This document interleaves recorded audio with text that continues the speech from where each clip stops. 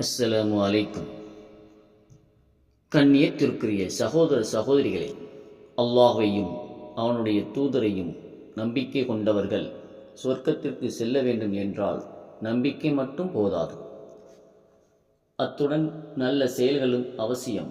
குறிப்பாக தர்மம் என்னும் அமலை பற்றி இஸ்லாம் கூறும் சில ஹதீஸ்களை பாருங்கள். குடும்பத்திற்கு செலவு செய்வதும் தர்மமே.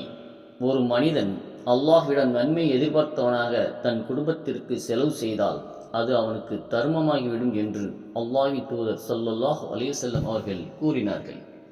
இது புகாரியில் 55வது ஹதீஸாக பதிவு செய்யப்பட்டுள்ளது. அறம் செய்தோர் அர்ஸின் நிழலில். அல்லாஹுடைய நிழலை தவிர வேறு நிழல் இல்லாத நாளான மறுமை நாளில் அல்லாஹ் தனது நிழலை 7 பேருக்கு அளிக்கிறான். அதில் ஒருவர்தான் தம்முடைய வழக்கரம் செய்யும் தர்மத்தை இடக்கரம் அறியாதவாறு இரகசியமாக தர்மம் செய்பவர்.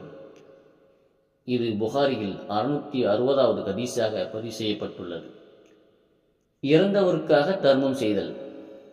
ஸாத் பின் உஃபாதார் அலி அவர்கள் வெளியே சென்றிருந்த போது அவருடைய தாயார் இறந்து விட்டார்கள்.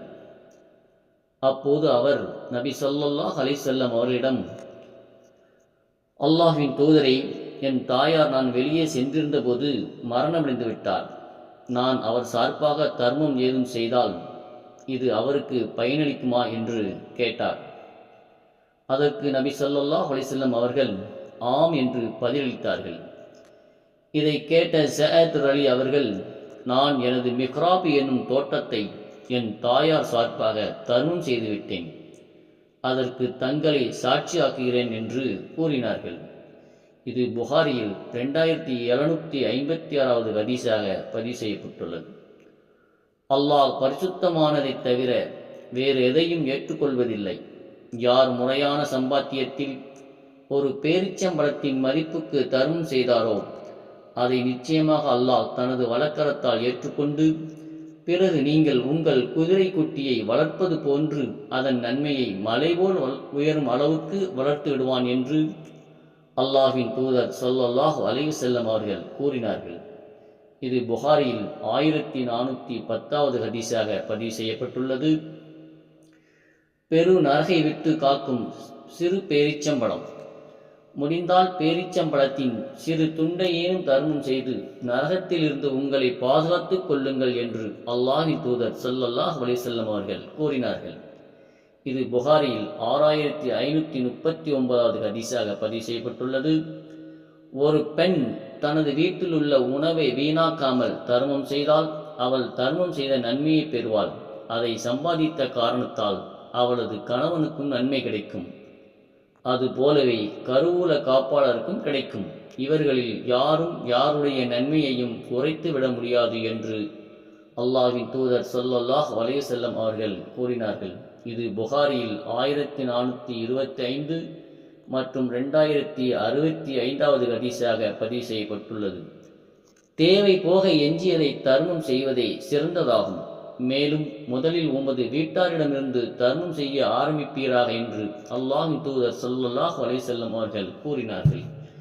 இது புகாரியில் 1426வது ஹதீஸாக பதிவு செய்யப்பட்டுள்ளது.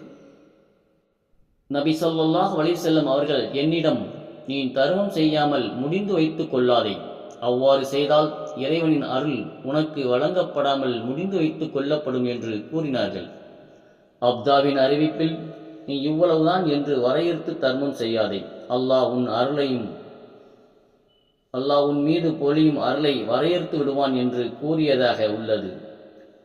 இது புகாரியில் 1434வது ஹதீஸாக பதிவு செய்யப்பட்டுள்ளது.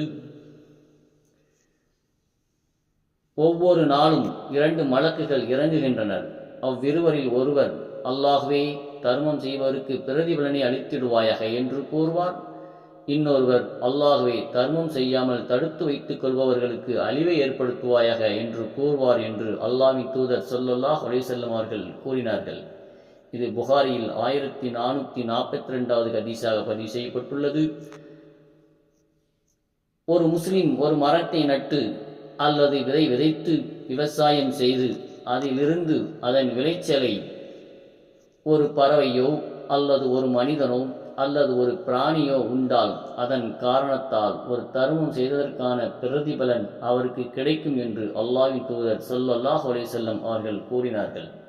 புகாரியில் 2320 பதிவு செய்யப்பட்டுள்ளது. ஆதமின் மகனை மற்றவர்களுக்காக செலவிடு, உனக்கு நான் செலவிடுவேன் என்று அல்லாஹ் கூறியதாக அல்லாஹ்வின் தூதர் ஸல்லல்லாஹு அலைஹி வஸல்லம் அவர்கள் கூறினார்கள். இது புகாரியில் 5352 ஹதீஸாக பதிவு செய்யப்பட்டுள்ளது. இந்த ஹதீஸ்களின் அடிப்படையில் தான தர்மங்களை அதிகம் செய்து நல்லடியார்களாக மரணிக்கிற பாக்கியத்தை நம் அனைவருக்கும் அல்லாஹ் தந்து அருள் புரிவானாக. ஆமீன். அஸ்ஸலாமு அலைக்கும்.